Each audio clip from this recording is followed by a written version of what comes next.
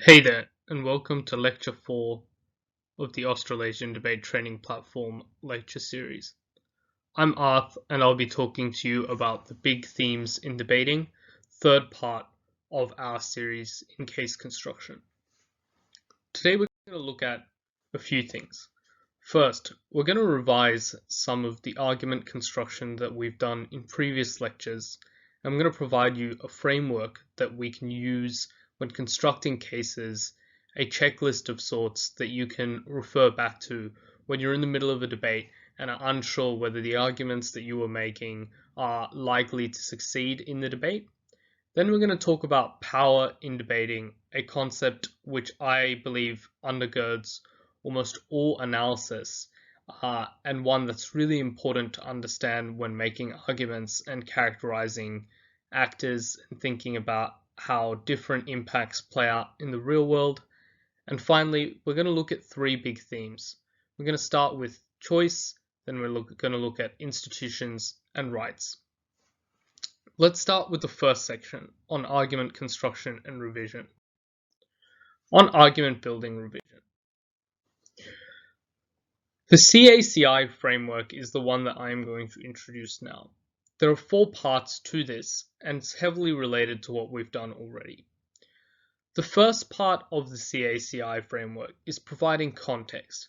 In Amira's lecture, this was where she very nicely described for you why you should start with background or starting points.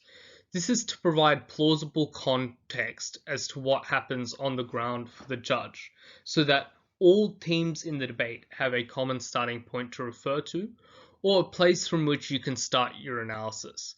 And importantly, this characterization or description of people, of settings, of situations on the ground allows you then to control the ways in which your policy is described later in the debate.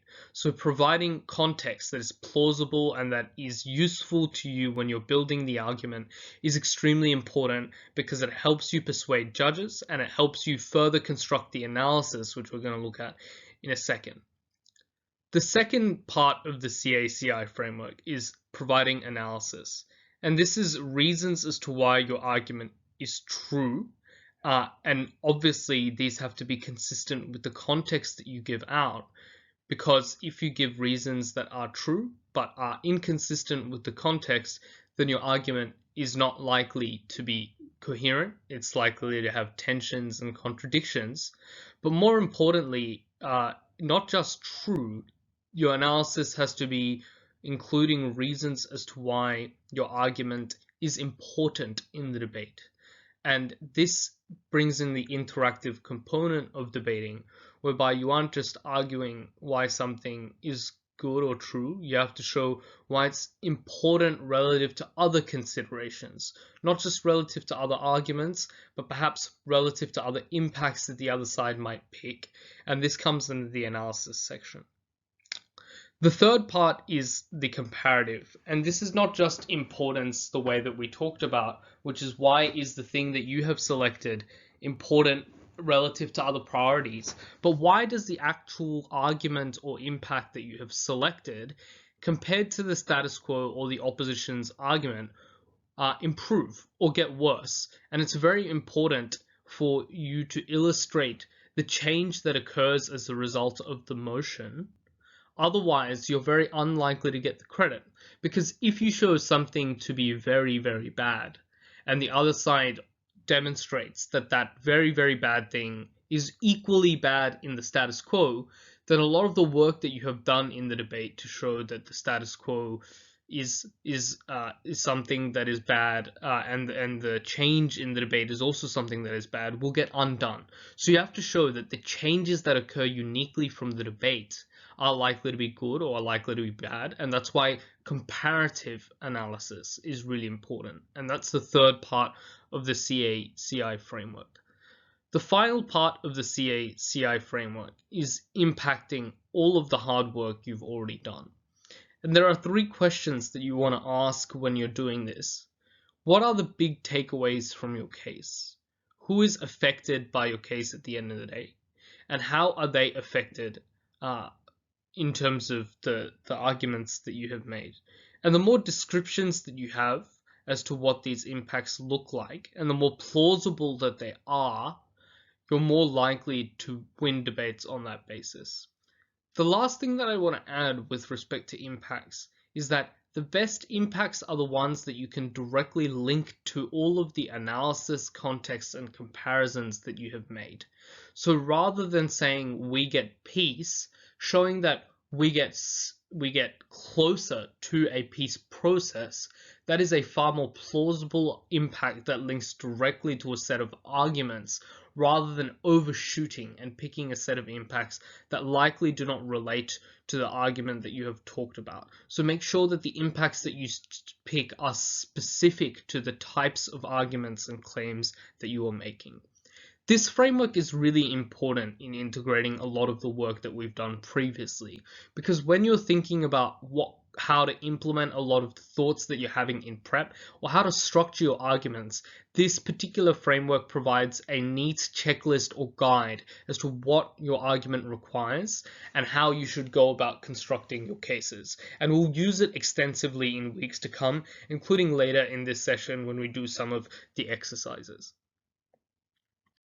So let's look at power then, what we believe to be one of the more important concepts in debating, and a concept that will be really crucial when analyzing all kinds of arguments.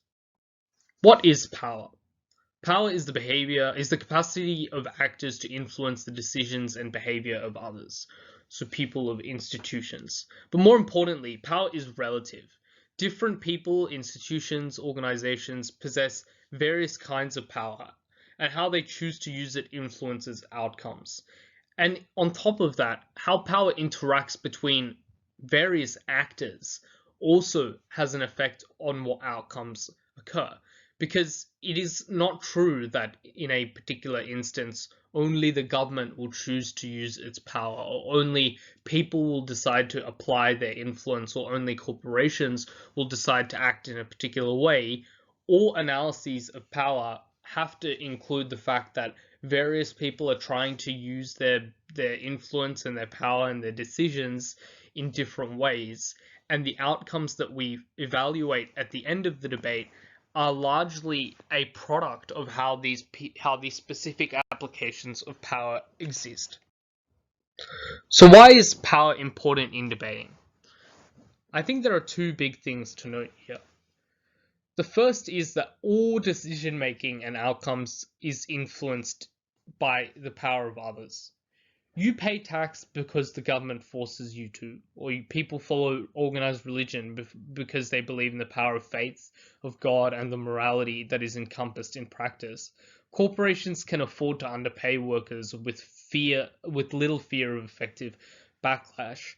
And all of this comes down to the fact that these particular actors have a unique power over the decision-making and behavior of individuals. The government, because it can impose penalties on you; religiosity, because it provides you some kind of value and it can use that to make you act in certain ways; corporations, because they know that irrespective of what they do in many instances, that they will face little to no penalty. And this allows them to apply in pursuit of their own interests, influence on people. Similarly, and the second thing to note, is that a lack of power can prevent decisions from having the intended effect, or from having any effect whatsoever.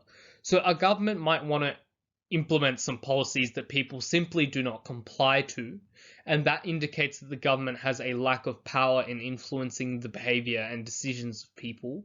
An NGO may advocate for a cause that does not garner enough support for it to have a meaningful effect, which indicates that it doesn't have sufficient amounts of power over people's decision making and behavior. And you may want to protest your parents' decision not to study engineering, but it may not work, and they may force you to study engineering either way, because you have very little power over your parents who decide, who often pay for your university, etc. So that is why power is important in debating, because it has huge ramifications on how people act, and are almost always exercised in line with what people want. So we have to evaluate power in order to understand what kinds of outcomes come out of cases. So how do we analyze power then? I think there are two big things. The first is we want to look at incentives. What does this particular this particular actor whose power I'm attempting to pin down, what do they want to achieve? And how do they want to achieve it? In this, what you want to do is ask honestly, if you are in the shoes of this particular actor, what are the kinds of things that you want to attain? If you are in the shoes of a CEO at a large corporation, do you care about corporate social responsibility, or do you care about aggressively pursuing profits? If you're in the shoes of a parent, what is your most important concern in many instances? It is the welfare and well-being of your children. If you are the head of a religious institution, often one of your largest concerns is ensuring that your community is well functioning and that you're increasing the size of your congregation. These are the kinds of incentives that we want to examine and analyze when we look at power, because these tell us how it is, to what end actors are likely to use their power. What are they going to use it towards? And it'll almost always be in pursuit of their own interests or incentives. The second thing we want to do when we're analyzing power is ask, do these particular actors have the capacity to pursue the things that they want to? Do they have the money? Do they have the trust? Do they have the political power to be able to influence people and change their behavior and decision making in a way that is in line with their interests? And that is also a very important question to evaluate, because in the absence of having that capacity, it is not enough for people to want something. They need to force or compel or use their power to get that thing. And that's why the question of capacity is extremely important. Combining these two analyses of power, we have an additional question, which is, if an actor has both the incentive and capacity to do something, what is the specific way to do that thing? And this is the premise of many debates. How should a philanthropist donate their money, given they both have the incentive to donate, they want to do it, and the capacity to, given they have a lot of money to be able to do so? Should they give it to animal rights charities? Should they give it to malaria net charities, etc.? These are debates sometimes in and of themselves about how a particular actor should exert their power and use it to change decisions or outcomes. Or how should a government try and fight climate change? It's clear that a lot of governments have an incentive to fight that climate change, and often quite a substantial capacity to do so. But maybe there are different effects that come with the approach that you take in fighting it. So in those instances in which incentives are one and the same, how you use the capacity of actors actually may have a substantial impact on how the debate plays out, because those approaches and the use of capacity may have a set of other outcomes beyond just this particular actor accomplishes their incentive.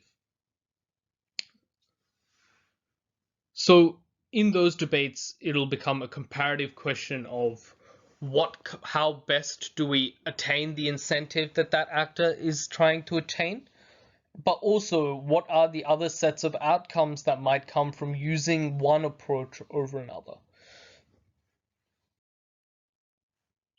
So comparing power then. Often debates will be considering outcomes in which different stakeholders will have to interact.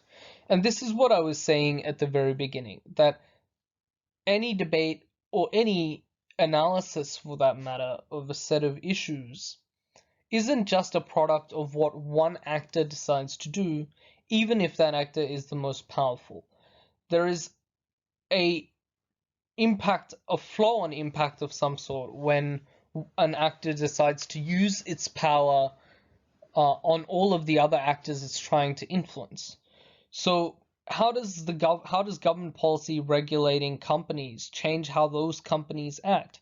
Does it mean that they cut costs further by cutting wages? doesn't mean that they are less likely to disclose a lot of the things that they're doing. These are flow-on impacts of the government exerting its power on corporations that are very important to discuss and to look at. Another example is this House would ban hate speech. How does this particular policy impact the way in which those affected by this policy act? If you're a member of a group that presently engages in what would be construed as being hate speech by this motion, how are you likely to act towards the government and towards who you perceive as being responsible for the policy? Is it the case that these people will merely stop engaging in all kinds of bigotry and hate speech? Or is it the case that they will often not comply or perhaps reach for things that are more extreme? These are the sorts of flow-on impacts that we need to consider when we're looking at different stakeholders and how they interact with a particular exertion of power happening. It is important to analyze what this interaction of power will lead to. Will backlash occur, for example? Who else is affected by this policy, and how will they use their influence in response? How will the power being exerted on these people actually change their behavior at the end of the day? Is it in line with the intention of the policy we're looking at? So if the government is attempting to ban hate speech, is it the case that the people who are affected will change their behavior in line with the policy? And these are the kinds of questions that we need to ask ourselves before we even go into constructing the case, because it gives us answers as to how it is key actors will change their behavior and their decision making so we can make our analysis better. So given that power is extremely important, we're going to look at power through the lens of three big issues in debating, starting with the issue of choice. Like we looked at before, the first step of any debate with respect to power is evaluating the incentives of a particular group. And in the case of choice, what we're looking at is evaluating the incentives of people and individuals specifically. The first thing to do when we're trying to evaluate the incentives of people specifically is characterize and contextualize stakeholders. Who are the group of people that are affected by this particular policy? What do they care about? What do they want? And I think it's really important to apply honesty in what sorts of decisions these people are likely to make if they had the capacity to do so. What do they want? And in some instances, different groups of people will want different things.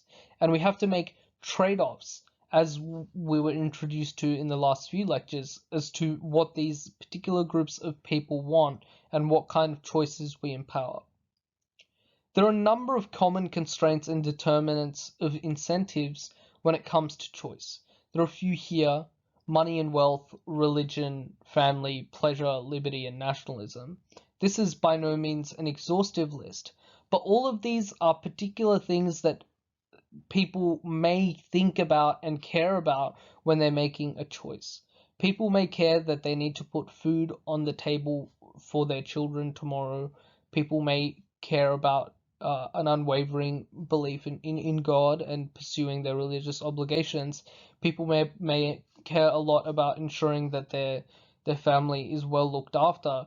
And these are the sorts of things that, provide real color and detail to how people on the ground act. And it's really important to think about which of these kinds of things, obviously it is not a collectively exhaustive list, but these kinds of things do the groups that this particular debate or policy affect, what do they care about in particular? That's the important starting point when we're evaluating incentives. What do they care about, and what do they want with respect to that particular care? Do they want to increase the amount of time they spend in their religious communities? Do they want to substantially improve the amount of money that they have? Once we've decided what the specific incentives of each group is when they are making choices, we have to establish that they have the capacity to make that choice. And in order to do so, there needs to be a number of considerations that are established within that. The first thing that we need to establish when we are looking at capacity is often money. And the reason money is important is, firstly, on a baseline, without money, people are unable to guarantee basic needs. And in the absence of guaranteeing basic needs, it is very unlikely that other desires or other incentives can be fulfilled. So a lot of debates will come down to establishing whether people will have the money to make specific choices. And often this manifests as a benefit itself, that you provide money to people, which increases their capacity to make other choices. And from those choices, they're able to derive some kind of fulfillment or enjoyment or other benefits that come from it. But obviously, money is not the only determinant of how people make choices. Obviously, you can make terrible choices if you have access to that money. The second determinant is equally, if not more important in some instances, and that is that of information. Do people have the right information to be able to choose between alternatives that are available to them?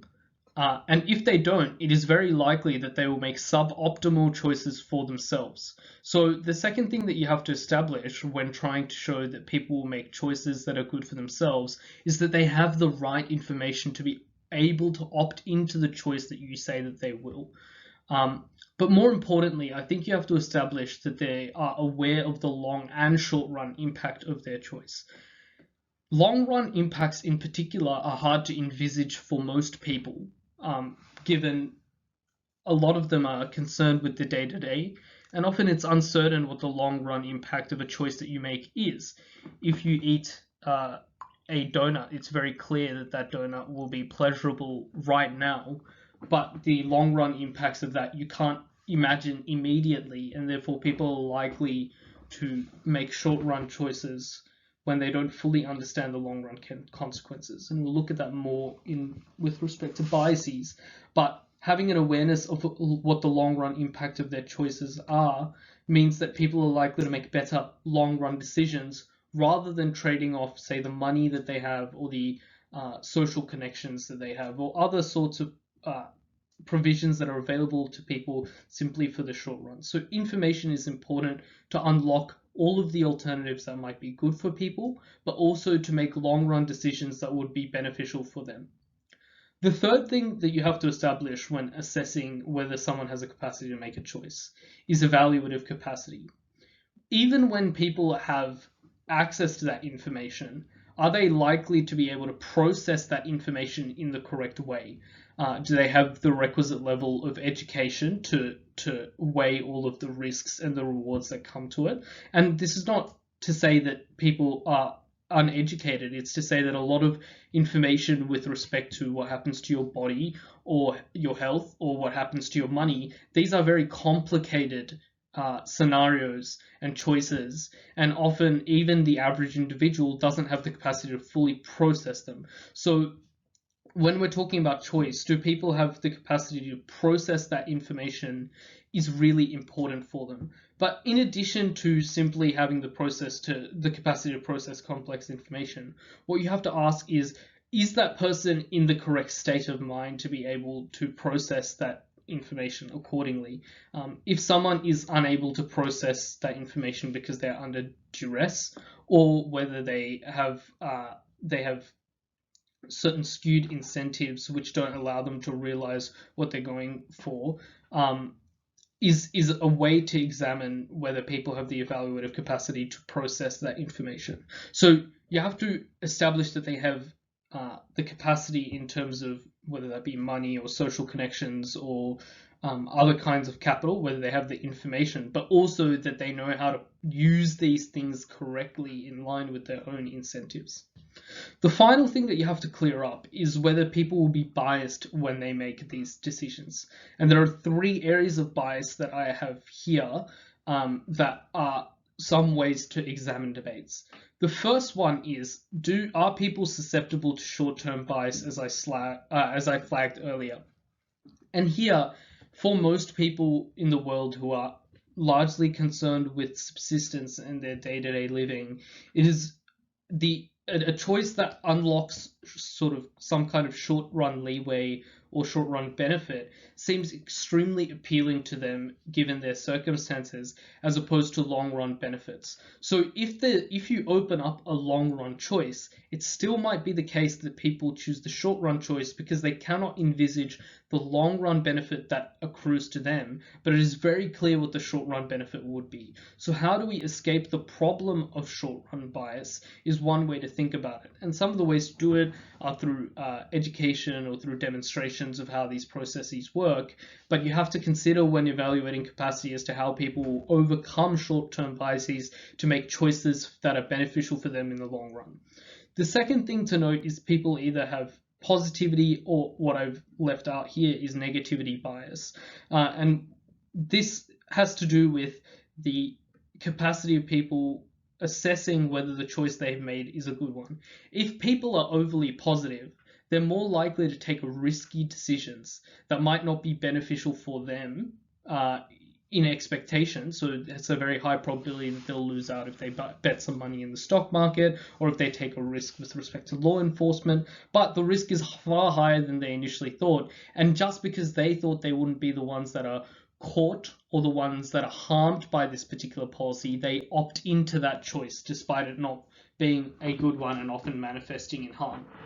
Negativity bias is the same thing in that if people are overly worried about how their choices will affect them and that there will be negative, the consequences will be negative in nature, often people do not make choices that are good for them. So if you are worried about a lack of access to credit on the basis of discrimination, even though that discrimination is, in your perception of it, overestimated, not for reasons that are your fault, but just the way that, for example, history may have played out in the loan sector, you may not seek out that credit, and that is itself a kind of bias from your history or your experience that means that you don't make choices that are optimal for you. The third kind of bias to evaluate when looking at capacity is implicit or explicit biases. So implicit biases are, have you been socially conditioned in some way, or have your preferences been shaped in such a way since the beginning, whether that be because your parents told you something or because there's a majority of a certain demographic in the country that tells you to think a certain way, which means that you choose to make decisions at the expense of others that you are implicitly biased against. And that's something to examine as well. A common one to look at is in instances in which people don't have to put their criminal record onto their employment forms, employers who are susceptible to implicit bias are more likely to discriminate against people of color more generally, as opposed to when they were before, because they suspect that there is a high probability that a person of color who is employed actually has a criminal record, rather than before when they had certainty as to who had a criminal record and could vet out those people. So those kinds of implicit biases shape the choices that people make, and it's very important to understand what kind of implicit biases people that you are talking about in the debate have, and how that's going to change their behavior and sets of choices. Explicit biases are the same, except that these are people who often hold ideological beliefs or cultural beliefs that are explicitly bigoted in some nature, and how do policies affect those sets of people is also important to understand, especially in lots of issues about debates about social issues and political issues. So essentially, understanding your choice, what it's going to do, is required. And when we say understanding the implication and what your choice really is, what we use in debating is a word called consent. It's important for people to be able to consent to those decisions. And all of these things, money, information, evaluative capacity, and being cognizant of biases is important in establishing that people make consensual decisions about what choices are beneficial for them and what choices are not beneficial for them. So taking that power framework and applying it to choice, we've now established the incentives that particular groups of people have, and we've established the capacity that those people have to make that choice. And what you would do then in a debate after establishing those incentives and capacity by characterizing or providing context to who those people are, by providing analysis as to why they have that incentive and that capacity, and providing the comparative as to why they might not have that incentive or that capacity on the other side, you can then impact that to show that the decisions that they make, which are in this case impacts, going back to the framework we introduced at the beginning, are beneficial for those people. And that's really important. So the next thing to look at then is to describe choices. And this goes to a further point of contextualization in the impacting that you do, which is it is almost enough to show that people have the incentive and the capacity to make that decision, but it's not a complete explanation, because there are various ways that people might have the incentive to do something and the capacity to do it, but they might do it one way instead of another, and that might be harmful. So, for example, if the government has the capacity to regulate companies and has an incentive to do so, it might pick huge taxes, which are harmful, as opposed to massive regulations on procedure, which might be more beneficial. So picking a particular description of what these choices look like, simple but detailed, with little vagueness. You don't want to use jargon, you don't want to be abstract, just illustrating from point A to point B as to how that person goes from considering that choice to making that choice. That's really important, because it demonstrates to the judge what kind of choices people reach for when they have both the incentive and the capacity, and it leaves nothing to the imagination. So even if you establish incentive and capacity and don't describe the choices that these people make, it's very easy for the opposition team to show, yes, the government has the incentive and the capacity to regulate corporations. It'll just do so in an extremely bad way, like this particular set of policies. Maybe it'll heavily tax those corporations. So this allows you to get onto the front foot, and it helps you complete that argument by describing the choices that people make and why they're good for them. And that also allows you to claim benefits. So if you describe instances in which people make choices that help them earn more money, for example, just describing how they get to the point where they earn more money and what the impact of that money is to them and to their family, etc.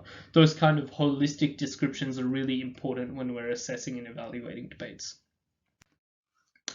Here are some ways to think about choice with respect to debates, and I think these are really tangible and useful ways that apply all the way to the kind of most complex debates as well. The first way to think about choice is that people make choices that are best for them if they are given the freedom to do so.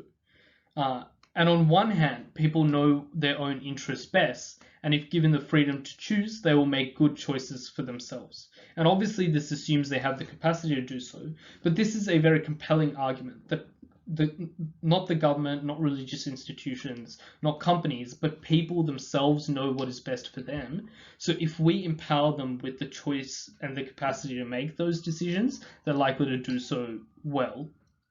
On the other hand, though, there is often a lack of information and biases that prevent people from making good decisions for themselves. So maybe there's a role for government or another actor such that people are basically precluded from making choices that are bad for themselves that they would have made. Maybe the government banning drugs is a good thing, because when people opt into them, they don't have the requisite information or capacity to imagine what the long-run consequences will be.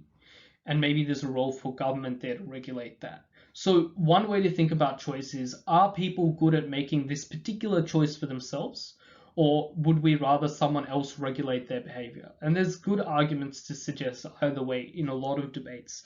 And when you see debates about choice, you might want to think about that. The second way to think about choice is, there are some choices that are bad for individuals themselves and society. We've talked about individuals themselves, and the government should restrict such choices accordingly. And this is, I think, I'll discuss more about what choices that are bad for society are, but this is slightly different in that the choices that the government is regulating here are choices that have larger consequences from just that initial choice that are made, or choices from people who structurally, even if they have that information, just cannot make those decisions. So these are restrictions that we, for example, place on minors, given they're often unable to consent and don't have the cognitive capacity to process a lot of the information that we talk about, or other choices like we obviously, a lot of countries ban guns and weapons because people might be able to freely choose them, but there's a harm that accrues to society when people choose to own firearms, and the government might want to regulate that out, and it knows that that harm exists and therefore it doesn't want it to occur. So there is a good set of ways to think about what choices might be harmful for society in general, and which of those choices do we want to regulate. In addition, which set of stakeholders is unable to consent to specific decisions, and should the government regulate that behavior? Or which set of choices can no one consent to, even if they have the money and sometimes the information to be able to do so, and where should the government step in? These are all relevant questions to ask with respect to choice. The third thing to think about when chatting about choice in debates is people will pursue their incentives if we remove costs and penalties for doing so. And if people pursue those incentives, that might be harmful or better. And part of choice debates will be considering whether adding or subtracting social and legal penalties upon people will meaningfully change their behavior. So, for instance, you may lift a ban on hate speech, and that might cause some people to now engage in public hate speech in a way they previously wouldn't. But maybe a large chunk of people still would not do so, maybe because they are afraid of social sanctions. Maybe, most people did not engage in that hate speech in the first place. So what you want to ask is, if we remove costs and penalties to engaging in some kind of choice, does this definitely mean that that person will engage in that behavior, or are there any other things at play that prevent them from doing so?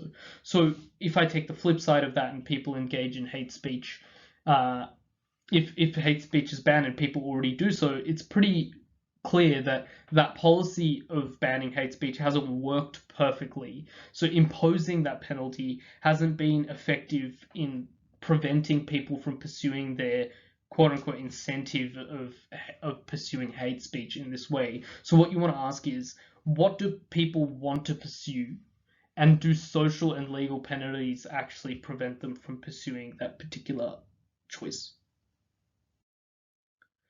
So we're going to do an example now to bring this all together. And this example is, this house would legalize all drugs. Before we even get to anything that is actually on the slide, the first thing we need to do is we need to contextualize what this debate is about. The first thing is, obviously, the vast majority of illicit drugs are banned in most places around the world. And apart from a few places where things like marijuana are legal, there's been a widespread embrace of banning drugs. But the second thing is that in spite of that ban, drugs are quite prevalent and people still take them.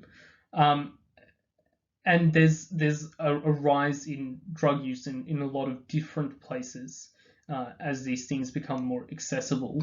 So that contextualizes what the current problem or state of the world is. And in terms of the stakeholders at hand, often we have people themselves who are currently taking drugs, some of them being unfortunately addicted to drugs, and some people who are casual users of it. And then a third group of people who currently don't take drugs because it is illegal and they fear for the penalties that might be placed on them if they are caught consuming or distributing drugs. But if a ban was lifted, they would likely do so out of curiosity or whatever it might be. So these are the groups of people that we are thinking about in a debate like this. And all of them have different incentives, obviously. So getting into what occurs with respect to their choices then, on one hand, people should have the right to choose what goes into their body because they know what's best for them, and therefore we should empower their capacity to make decisions. Maybe drugs make some people happy and they enjoy it, and that is a legitimate decision for them to do so because it doesn't have third-party harms to society, and the government shouldn't regulate it. On the other hand, it might be the case that people don't actually know what is best for them in this instance. They can't fully understand what substances they're putting into their bodies, but also that there are probably like harms to society that range from that range from harming that person themselves, but having societal harms in increasing drug use, greater overdose rates, etc. And those are harms that maybe society doesn't want to regulate beyond that come from that initial choice occurring. On one hand, people who consume drugs already, given we established in the contextualization that there is quite a high prevalence of it, are likely to seek out help when social and legal penalties for drug consumption is reduced. So, for example, if you are a person who consumes drugs and unfortunately have had some kind of medical issue related to your drug use, you're more likely to reach out to an ambulance or get help because you know that the state will not come down on you as hard. But on the other hand, it might be the case that legalizing drugs may increase the consumption of drugs, which means that more people are likely to get addicted and escape that addiction, which might be a harm. So here, what we've shown is that there are, as a result of this particular social penalty being lifted, there are some sets of people who already make these choices who are now benefited from this. There are some people that now make a new choice that might be harmful or beneficial for them, depending on the way that you want to argue it. And then there are a group of people who there are a group of people in the government who now have to deal with the third-party harms that come from this, if those exist, or have to choose between regulating those possible third-party harms and ensuring that people have the choice to put whatever they want into their bodies because they know what is best for them. And this allows us, after having done all of that contextualization, to come up with a set of choices that people make that are realistic. So that's the choice section, and I think that gives a very important insight as to how you should look at the way people choose. What are the kinds of harms that affect them? So in that last section, we looked at all kinds of different constraints that motivate people to make decisions or demotivate them from doing so. We looked at biases, we looked at capacity, and we ended with that legalization of drug example where we just discussed possibly some of the ways that we might think about choice. And that brings us nicely into rights, which are in some ways connected to choice, but the logic of rights is completely disconnected from choice. So what is a right? So I'm going to talk slightly abstractly first, and I'm going to guide us through this. So legalistically, it's an entitlement to a reciprocal duty, and what that means what that means in plain English is basically a right is a assurance that you get that you will be allowed to do something, or that someone owes you something else, and that right might be the right to leave you alone whilst you do something. It might be a positive right, which means that a right to something from someone else. So if you have a right to healthcare, you have a right to get healthcare from the government. If you have a right to freedom of speech, it means that you have a right not to be sanctioned or not to be harmed for expressing whatever you like.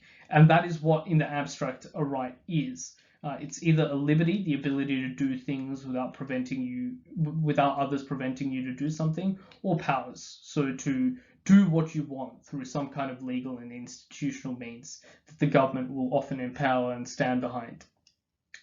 So the question then becomes, that is what a right is, but how do we come up with those rights and where do they emerge from? And I think a lot of it comes down to what we intuitively believe that all people deserve in some way, or what we value and should be provided to all people as a right. So what do we think the government should protect? Like, is there some value in speech? Is there some value in life that the government should protect? Is there something that people require the protection of the state from to be able to do. And that might be liberty, that might be a right to life, that might be a right to speech. So sitting down and thinking about when you get a motion, do I have a right to this? The first question should be, is this something that we value people doing? And do these particular benefits and rights, should we give them to the people themselves rather than allowing the state to do the thing? So what I mean by that is, should we allow people to, for example, make decisions on what to buy rather than allowing the government to buy those things? So why should that particular thing we value be trusted with people themselves rather than a larger decision making? Because that is what a right is.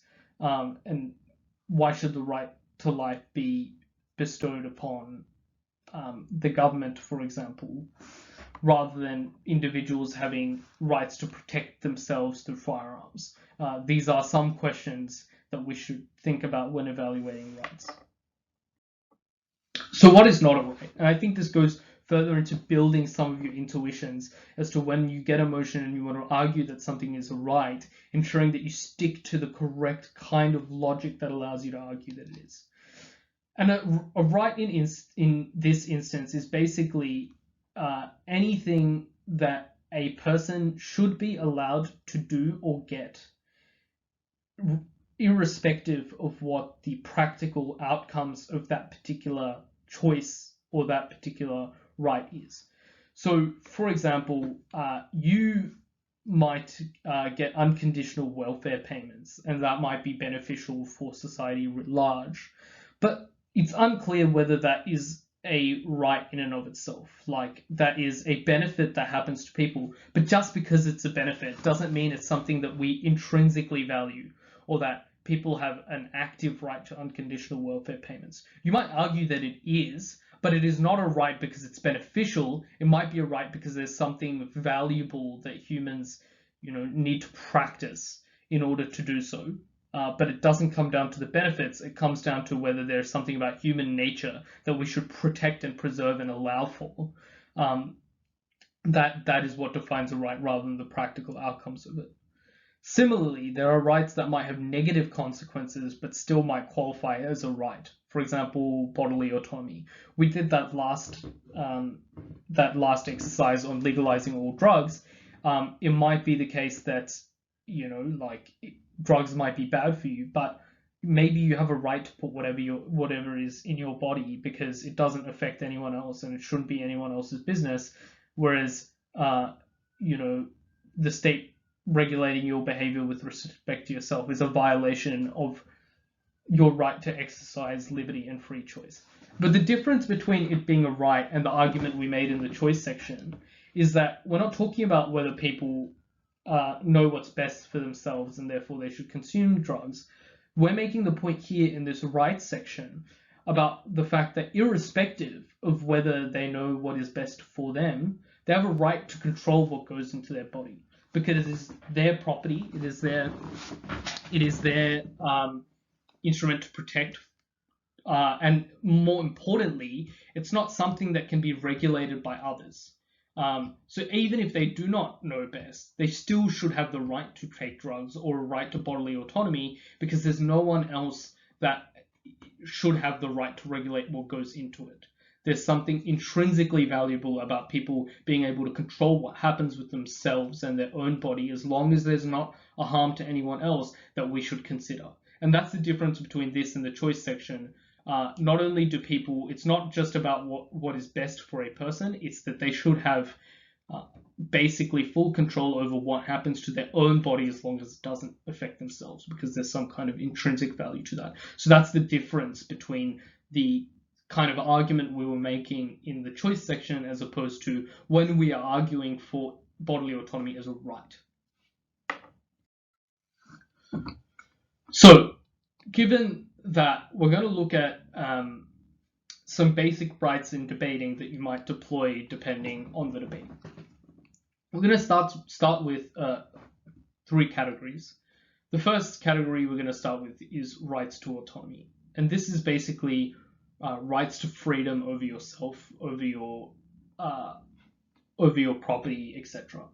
So the first one is bodily autonomy, which we have talked about. This is control over your body, because there's some it is your property in essence, and anyone else regulating it would be morally egregious. It would be extremely bad and unethical if someone regulated what happened to your body, as long as it didn't have third-party consequences. And that might be a thread of arguments that you make with respect to bodily autonomy. The second set of rights that you might argue for in a debate is that there is some kind of value in protecting life or people and their freedoms. And here you might make a set of claims that basically there is nothing more important to people than their lives, right? Because the basis for all of the benefits that we can accrue, all of the rights that we have, is life itself. And maybe there is a right to life that exists. The government has an obligation to protect you, to ensure that you can live a reasonably prosperous life.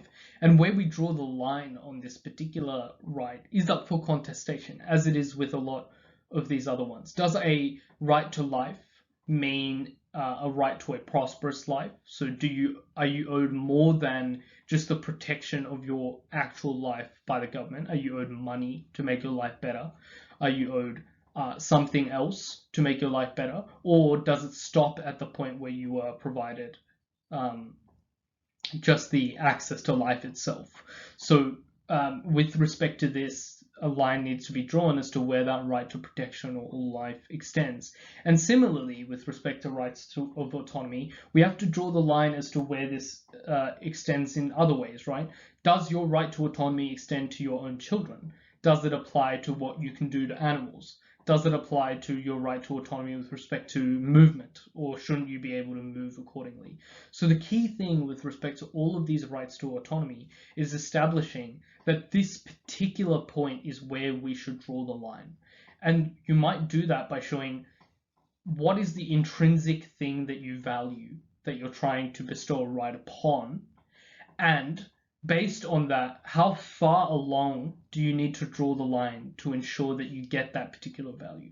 So if you think the intrinsic value is a prosperous life, you might think that the right to life extends well beyond the government just protecting you, and extends to the government providing you with welfare payments, with housing, with healthcare, etc.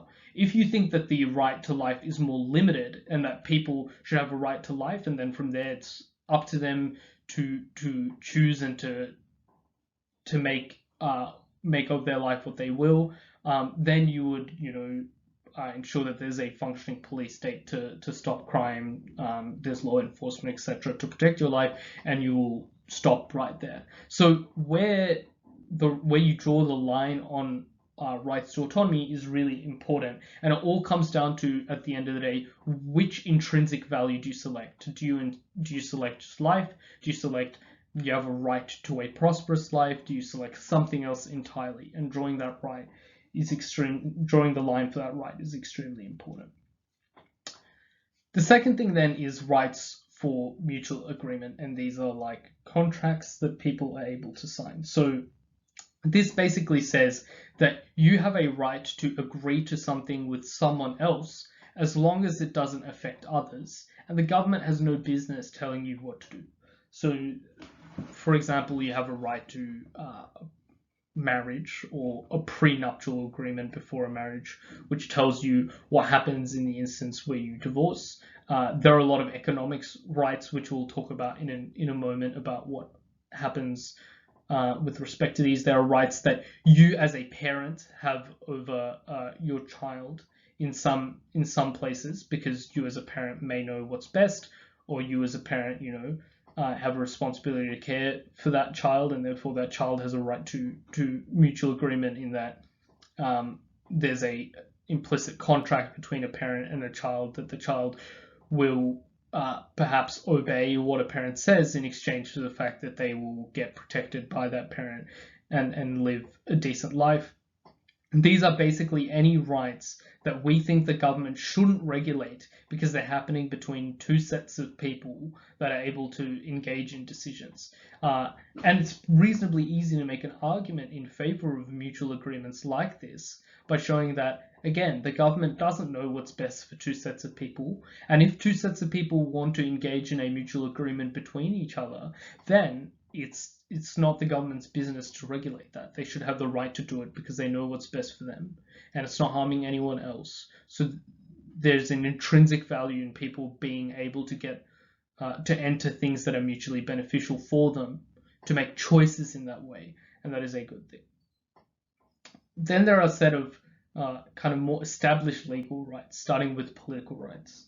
The first one is a right to the vote, and in many places this manifests as one person, one vote type schemes, whereby people have a right to decide in some way what the government that regulates their behavior, their rights, their decisions, who is in that government and who is represented by them. And this is an extremely important right, because if it is the case that the government doesn't at all represent what you have to say, or you had no say in that government, they're able to make rules that affect you in meaningful ways without you having any consent over it. And maybe that's why we have an intrinsic right to the votes or to influence the way that government works. And therefore voting rights are extremely important. Free speech might be another right, which is people may have a right to say what they like, and that the government has no business regulating what comes out of your mouth, because there's something intrinsically good about people conversing, people being able to say what they want. And obviously this is part of the contestation as to whether this is right or not. Some people would argue that there is no direct physical or direct harm that accrues to people from that speech, but there are a host of benefits. But more importantly, the analogy here is that not allowing people to have to access a right to free speech is almost like putting tape over their mouth. And should the government have a say in what comes out of someone's mouth, or should they be able to access kind of freedom in the political sphere or in the social sphere over what they say, is also important. This also comes back to people have a right to choose what they say as long as it doesn't impact them. And association is similar. People should have the right to associate with whatever political party that they see fit. So these are the first category of rights that we have looked at. The second category of rights come down to economic and social rights. The first is economic rights. Economic rights to employment comes back to what we were talking about earlier, to mutual agreement and to contracts that people can make between each other, but in a unique context in which sometimes people have less power in a particular relationship. So mutual rights are fair, and you have a right to them, as long as the two people who are making a decision can do so consensually or without duress from the other party in that particular instance. That is not always the case when it comes to employment or economic rights. So maybe people have a right to strike so that they can stop large companies from being able to bully workers into taking whatever wages they want. And striking basically tells corporations that they have to adjust wages higher or provide benefits to workers, or they'll face huge losses. So maybe there's a unique right to strike and a unique right to employment that exists within that, or unionized employment, and that is a set of economic rights to look at as well.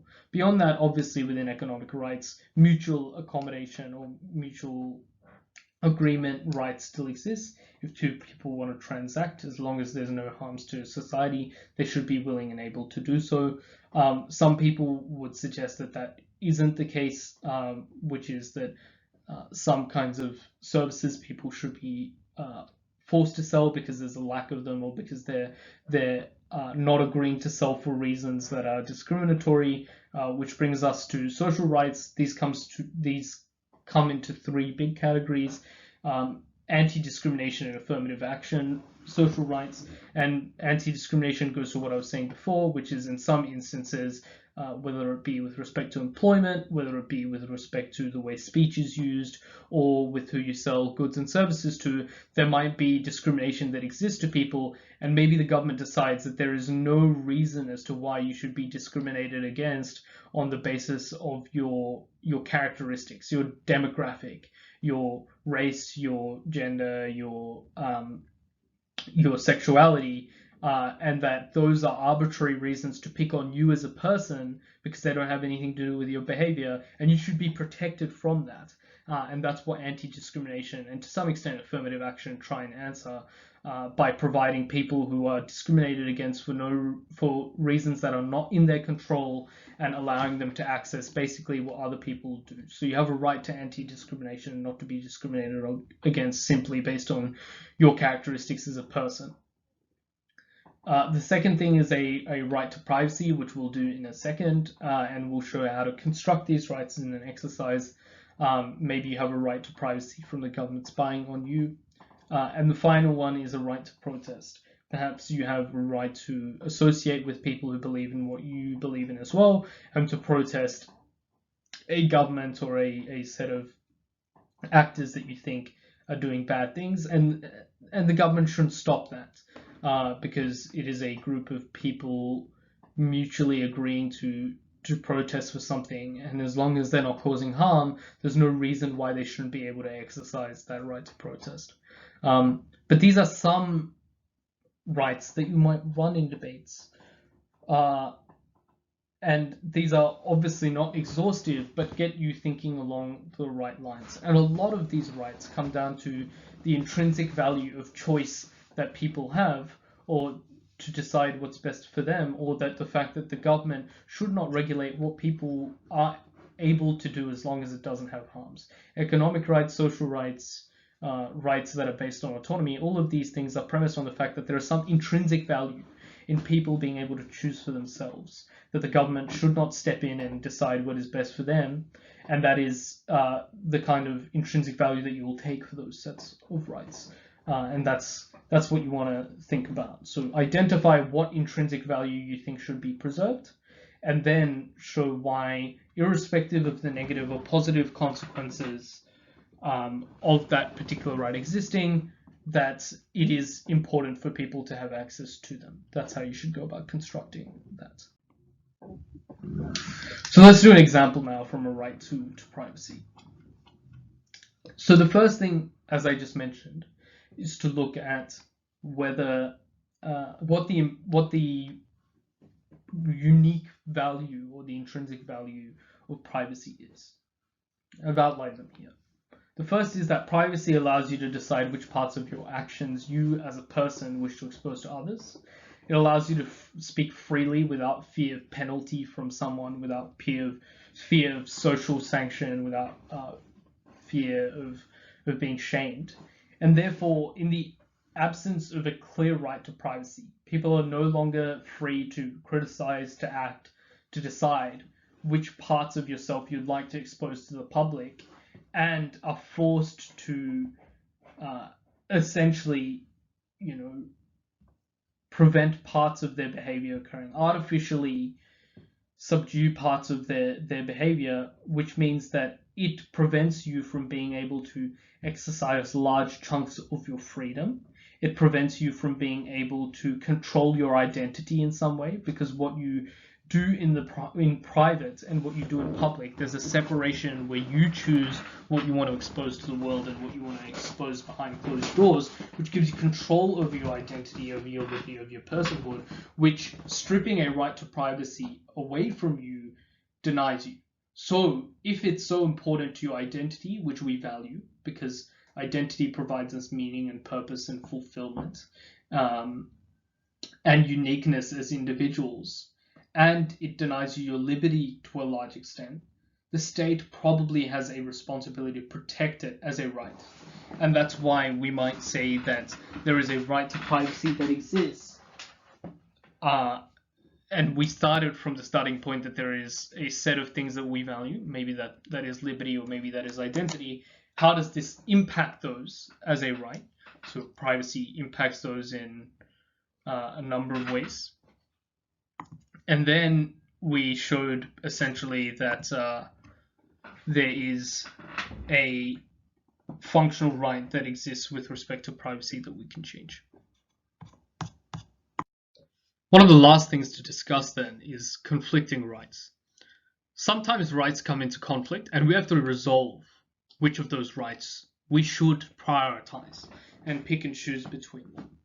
And this happens in almost all rights debates. When we pick one right, it often comes at the expense of others. So maybe we decide that there is some value in people being able to say what they want because it allows them to, define themselves as a person, to manifest their identity. Maybe there's some value in liberty that we think exists to people, and they should be able to exercise that liberty by saying what they like. But equally, maybe there's a right to protection to people. So people use their right to free speech poorly and maybe engage in hate speech that might harm a large group of people that deserve to be protected by the state, and we should prioritize that protection instead, and maybe we should ban some kind of speech.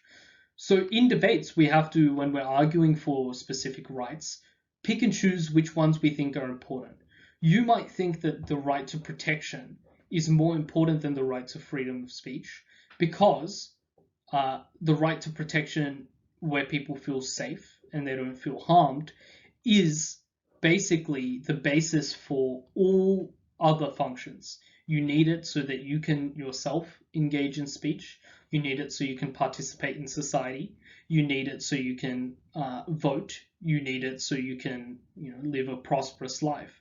And maybe all of those things, that right to protection, is more important than free speech for that reason. Or maybe free speech is more important because these are words that don't harm people directly in a physical sense, and that a lot of the protection that the government provides already exists in the zone of speech, and people will defend you against hate speech, etc. And maybe we don't need regulation, which means all of the value that comes from free speech still exists, and maybe the value from protection is very limited, so we should restore the right to free speech.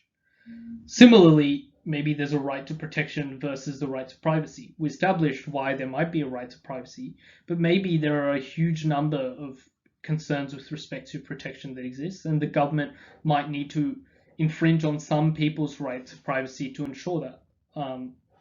Obviously, these are all reasonable arguments that you can make either which way, but the important thing to note when you're arguing for a particular right, whether it be the right to privacy or bodily autonomy or free speech, is to ask which kinds of rights are these clashing with, and why should I pick this one over any others? So the comparative part of the framework that we introduced at the beginning is really important when asking which right should we prioritize.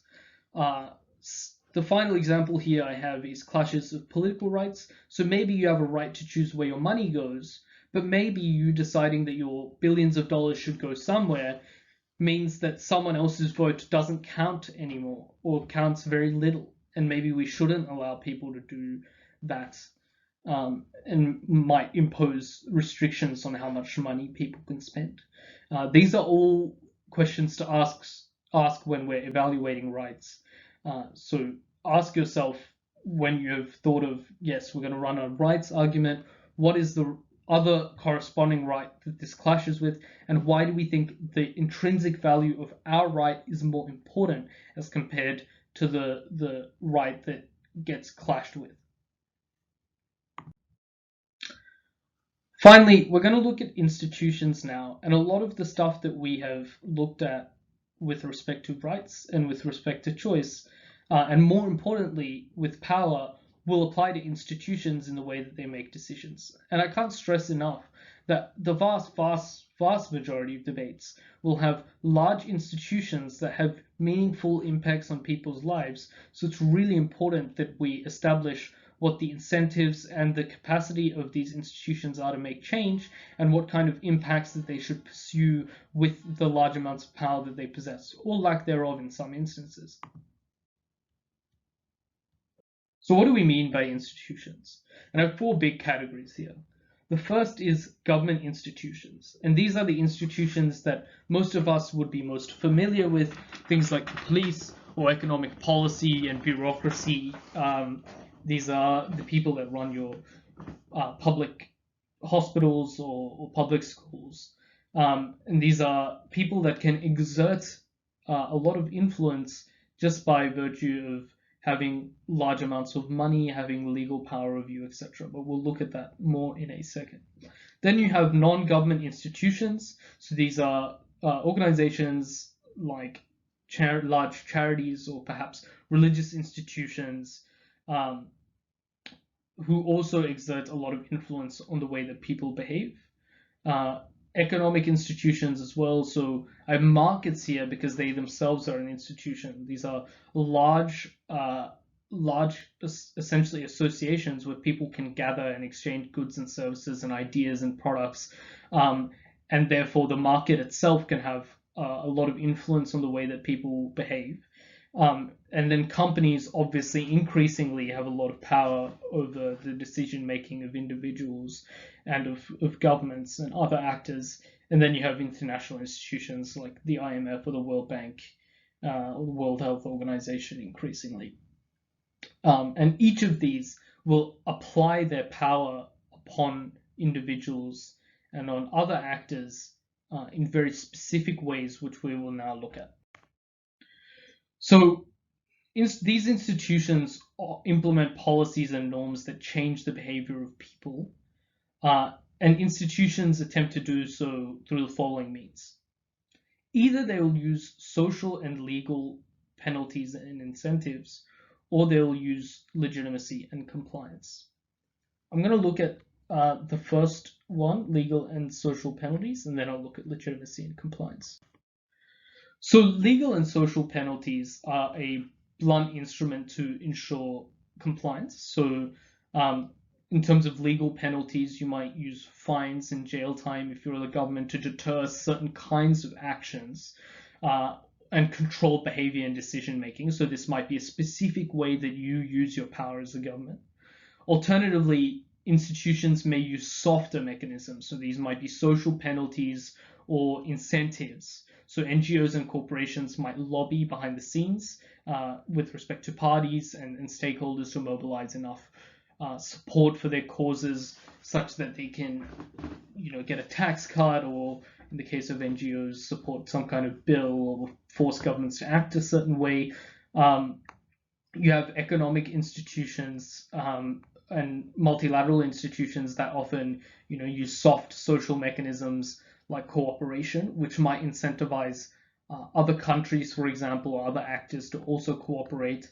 And then you have governments that can use incentives and social penalties in addition to the legal penalties that we've talked about to incentivize certain kinds of behavior or deter other kinds of behavior. So they might have a stigma campaign against drug use, for example, or they might provide incentives to families to have more children, which is quite a common policy. This is a softer way in which the government can act beyond legal and social penalties. And all of these will have an impact on different sets of people that you will have to sit back and think about when you're looking at how institutions are applying and exerting power. So if a government chooses to use a legal penalty, you have to ask yourself, who are the people that are going to respond to fines and jail time? In the legalized drugs debate, often fines and jail time are a very effective way to prevent people from accessing drugs in the first place. But for a lot of people, they might not be the case. So if you're trying to win the group of people that are not deterred by fines and jail time, you have to ask, what are the other mechanisms that the government might have? Do they have stigmatizing campaigns that prevent those people from doing that? Perhaps that might not work. Maybe they'll use incentives and other programs through the large amounts of money they have to, have outreach efforts and rehabilitation centers. So you will have to sit back and ask, what are the various ways in which institutions can compel people to behave, and which group of people is going to respond to which type of penalty or incentive that exists. And that is really important for you to do. So if you take the perspective of the government in a debate, for example, ask yourself who is responding to which kind of instrument, and whether that is a good or bad thing. The second type of kind of power that these institutions exert is through legitimacy and compliance. So individuals are likely to respond to institutions which they perceive as acting credibly and for their benefit, and equally institutions that treat them extremely poorly or have a history of bad policy or suboptimal actions, or just lying to them, for example, they're unlikely to trust and comply with.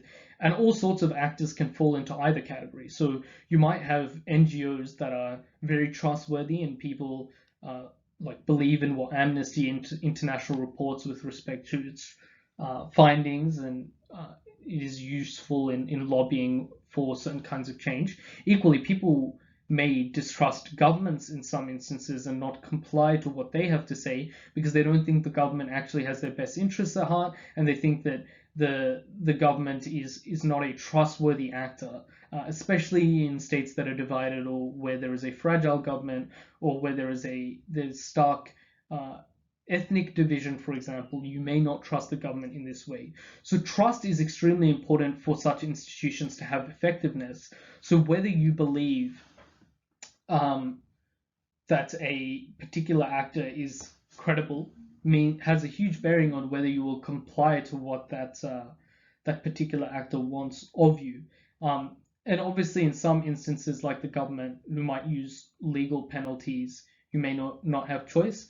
But with a lot of institutions, there is choice involved as to whether you should comply, whether you should listen to the WHO and its advice on the COVID-19 response, whether you should listen to corporations when they say something based on their reputation. And when some kind of choice is involved, whether you trust that institution becomes a huge determinant as to whether you comply with what that institution says. So when you are debating as to whether a particular actor or an institution will be effective, it's really important to ask yourself, what do people think about this institution? And when it says something, are people likely to listen and take that advice on board? And if they're not likely to listen, why aren't they listening? And will this policy have an effect on them? So, for example, many people think that the IMF engages in neoliberal practices. Those neoliberal practices, like certain kinds of loans, have been dropped over the years, but that hasn't changed the perception of the IMF in many people's eyes. And what does that lack of trust in the IMF mean for how much it can get done? And that's the kind of analysis you want to look for with respect to legitimacy and compliance. So think about the institution, think about who trusts it and who doesn't, and think about what that means for their behavior.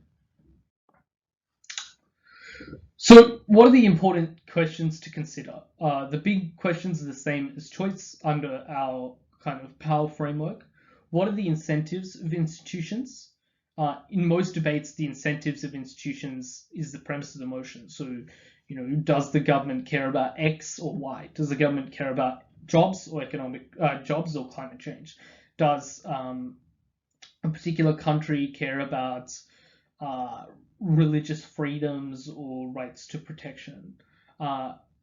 So these particular debates often will be about what the government wants, but in some instances it'll be you'll be told that the government wants to do X thing, or a particular actor wants to solve climate change in this way, or a particular actor has an incentive to reduce terrorism within their country, for example. So many of those debates become about which means or method do they prefer in pursuit of that incentive. And that's the key difference with institution-based debates. So what is the capacity of institutions question becomes really important. What are institutions able to achieve if they're based on legitimacy, or trust, how much trust do people have in that institution, and how much are they able to achieve in terms of people complying with what they have to say. Even if it's the government, how responsive will people be to the legal sanctions or the legal incentives that the government puts in place, and who's affected by this particular policy that this actor is implementing is really important to us, because how a actor decides or an institution decides to use its capacity will affect different people. So if the government decides to put in legal penalties for not getting vaccinations rather than incentives, those will affect different people, different groups of people in different ways. So we're going to do an exercise finally on institutions. We're going to use the motion this House would sanction and revoke tax-exempt status from religious institutions that advocate against contraceptive use. So first thing we have to do is establish the incentives for all of the actors involved. So what is the problem that exists? Maybe you believe that there isn't a problem that exists and that people should be able to freely choose.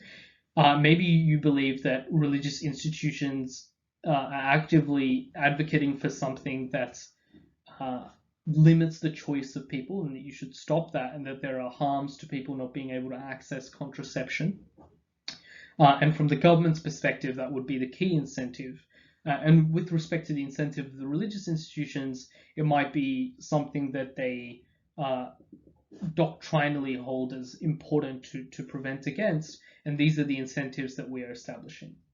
The second question then is, how will this be enforced, which is a question of establishing the capacity of the government and religious institutions so that we can examine what occurs. So clearly this enforcement will occur through financial penalties, which is in the motion with respect to sanctioning and revoking tax-exempt status, and that has a harm on the capacity of religious institutions to conduct important activities.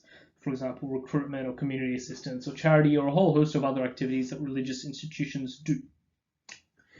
So the three actors are listed there as being religious institutions, congregations that are responsive to what those religious institutions do, and the government. And there are probably two groups of religious institutions. There are probably some that will change their behavior because the financial penalty is large enough such that they're willing to sacrifice on this particular policy, and there are probably ones that don't believe that the financial penalty is large enough for them to sacrifice that. So how these actors respond? So either they comply or face the penalties. Which set of institutions will comply?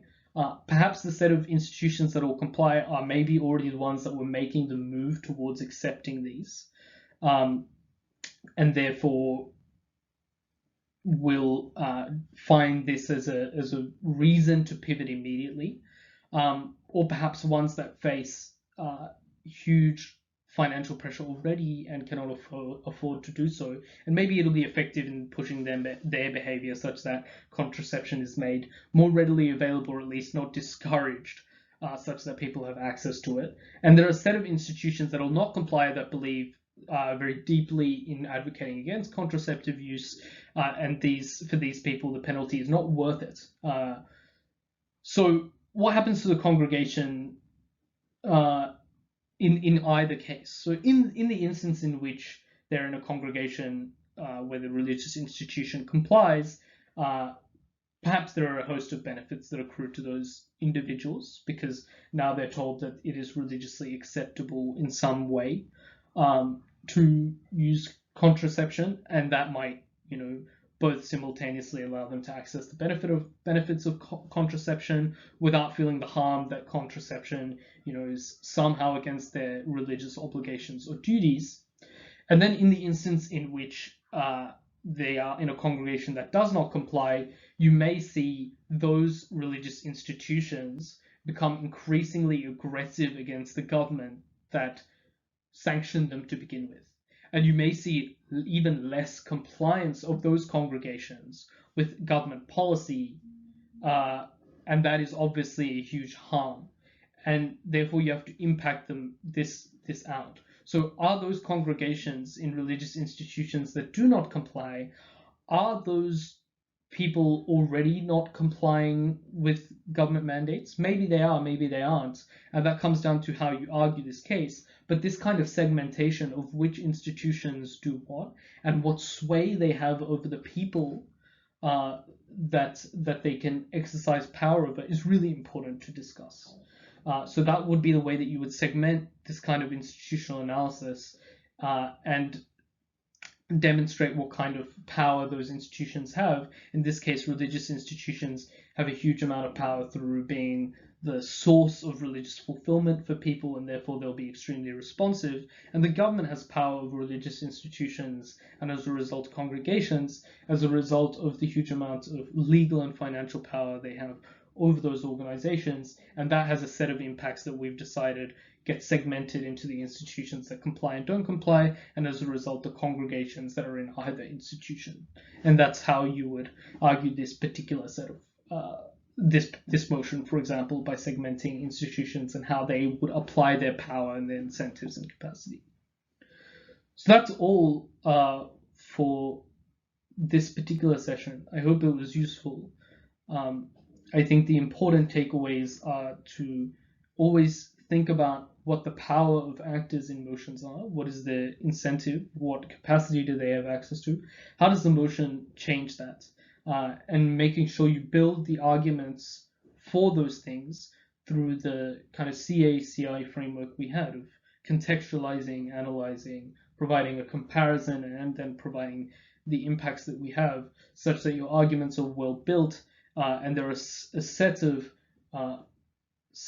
arguments and a set of kind of references that you have in this particular session that you can use in the next couple of debates that you do. And I think they provide the basis for you to be able to make reasonably sophisticated arguments in a large number of debates. So thank you, everyone, and I look forward to seeing you in a future session.